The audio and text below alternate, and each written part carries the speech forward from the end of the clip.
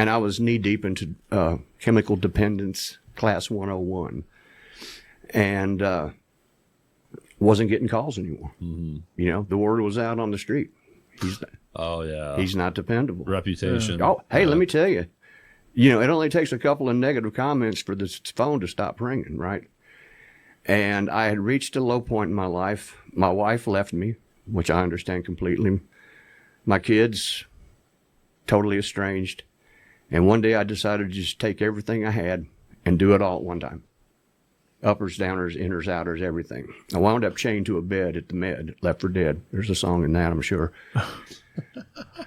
And I'm glad you could joke about it. Well, that's... Hey, you're still here, so awesome. It's been 30 some odd years. Yeah. Okay, so, and look, I'm an open book. Everybody needs to know everything about how my career developed and what happened.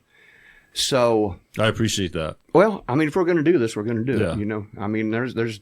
There's skeletons. There's other stuff you'll never know about, but there's certain things I don't mind talking about. And I come to find out that I'd kind of gotten physical with my wife before I overdosed on all this stuff. So I walk out of the Med and got $20 in my pocket, and there's a cab. I said, take me home. Pull up to my house. My father-in-law is standing on the front porch. And I'm figuring, I'm fixing to get my clock cleaned because I got kids. Was he holding a shotgun? No. But if somebody laid hands on my daughter, sure, yes, we'd be dancing. Yes. Okay? Right. And I walked up on the front porch, and he looked at me and he put his hand on my shoulder. He said, "Son," excuse me. He said, "I've loved you like a son since the day I met you." He said, "But I can't help you. Yeah. The only thing that's going to help you is God." And that hit me like a ton of bricks. He hugged me and walked away. So I walked into my house and I sat there and I go, okay, this is that moment of clarity, So I called an old friend of mine, Phil Black, who was a minister of music at this small church over in Midtown. And we'd been in bands together, and he'd witnessed to me and told me this, that, I'd heard the whole story. I was raised Catholic, so it was a whole different route that we took, So I said, "Man, I want to come to church tomorrow." He goes, "Yeah." I said, "Would you mind coming by to get me?" He goes, "No, if you're really going to do it, you come. Get yourself there. Figure it out." Yeah. "If you're serious, I'll see you there." Okay. I said, "Okay." And I was decided. So I called my wife. She was staying at her parents' house. I said, "I'm going to church tomorrow. You want to go?" And of course, you could have knocked her over with a feather when I said that. And she said, "Yeah, I'm going." I said, "Okay, let's go." So I walk into this little church, Community Bible Church on the corner of Cooper and Peabody, small little place. And, I've been to church over and here, there, and everywhere, and usually it was a bunch of well-dressed people looking down their nose at me because I was different. Well, these folks were just regular folks. They didn't know me from Adam, but they said, "Hey, man, come on in and have a seat." Well, the sermon that day was, what do you do when you've blown it? Yeah. That's what you feel like you just did, huh? Oh, I was knee deep in blown, yeah. So at the end of the sermon, he gave an altar call.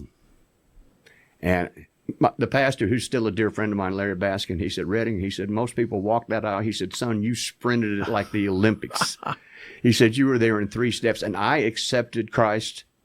And at that moment, into an 8 years into an addiction, it was gone. Yeah. I never did a day of rehab. It's gone. Good for you, man. And then, of course, at the same time, 2 of the guys that went to that church were Chris Lovell and Charlie Lawing, who owned Strings and Things, the music store. Mm-hmm. And I went to them. I said, "I need a job." They go, "Yeah, we take care of you." So I went to Strings and Things. I worked 6 days a week. I'd have worked 7 if they'd have been open on Sundays, but they weren't. Did 11 months and 29 days to the exact day of it. And what happened there was people realized, okay, he's back. You know, he goes to work every day. It's obvious that he's cleaned his act up. So all of a sudden I started getting calls again for sessions, gigs, and so forth. I mean, you got to realize cocaine is a serious drug. Okay. It's very addictive. And I knew I didn't have the strength to just do, I mean, that was God. You can argue about it all you want. All I can tell you is it happened to me and I had nothing to do with it. So it is what it is. Yeah. Okay. And like I said, that was 1988, 89. I haven't touched it since.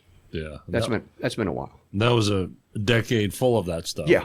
Yeah. And it had me by the short hairs, man, big time. I mean, I had you lose all your self-respect and you lose the respect of your peers. You got nothing going, you know? Yeah. But they saw that you were redeeming yourself. Well, and everything, proof is in your actions. Yeah, exactly. You know, pure and simple. You can sit there and say, well, I'm going to a meeting every week and da-da-da-da-da. But when they see that you go to work every day and you're doing your job and there's no talk on the street about, well, he's on that shit again, you know. You didn't give them any reason to give a bad testimonial about you. They couldn't. Right. It was spotless. I mean, I was in the mode of trying to make up for everything that I just lost. Yeah. And the only way I knew how to do that was to get up every day and go work, whatever it was going to